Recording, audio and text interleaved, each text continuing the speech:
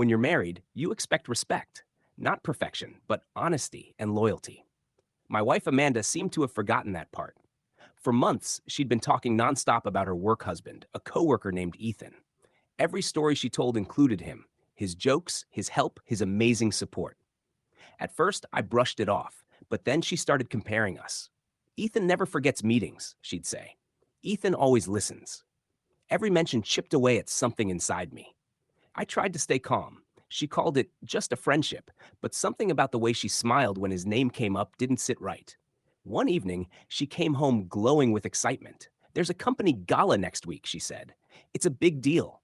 Ethan and I are coordinating everything. I smiled politely. So, I'll see you there?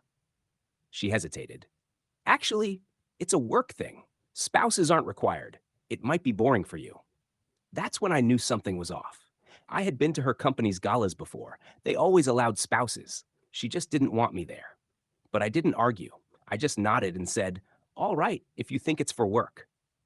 The following week, on the night of the gala, she dressed up beautifully. Silver gown, perfect curls, confident smile. "Don't wait up," she said casually. "We might be late." I looked at her, pretending not to notice the excitement in her voice when she mentioned we.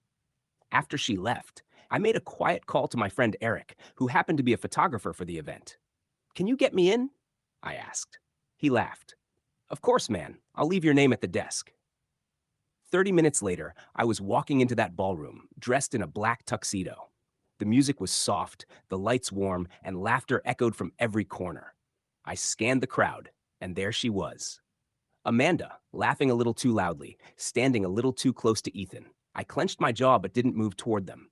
Instead, I noticed something, a woman sitting alone at the table nearby, watching the same scene with the same hollow look I had.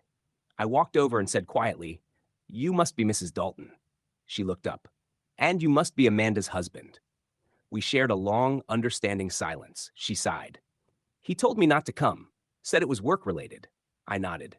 "Funny, my wife said the same thing." The hurt in her eyes softened into something sharper. Quiet determination. "I don't like being made a fool," she whispered.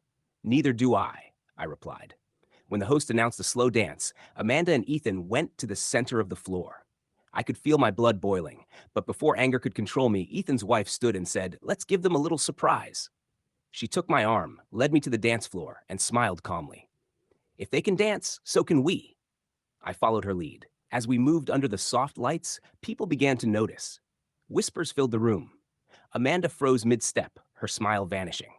Ethan's hand slipped from her waist as his wife looked straight at him and then leaned closer to me. It wasn't a romantic moment. It was a statement, one that spoke louder than any argument ever could. She softly kissed my cheek, and the entire ballroom went silent. Amanda's face turned pale. Ethan tried to say something, but his wife cut him off with a glare that could burn through steel. The music ended, and I stepped back, looking directly at Amanda. "You said this was for work," I said evenly. "Guess I decided to support your career." I walked out without waiting for a reply. That night, she came home much later than me. Her voice trembled as she said, "Ryan, you embarrassed me." I laughed quietly. "No, Amanda, you embarrassed us." There wasn't much to say after that. Within a week, she moved out. Ethan's marriage didn't survive either. I didn't take revenge. I just let the truth speak for itself. Months later, I got an email from Ethan's ex-wife. Just 2 words. "Thank you." Funny thing, peace doesn't come from revenge or anger. It comes from knowing you kept your dignity while others lost theirs. If you liked the video, please subscribe and turn on notifications.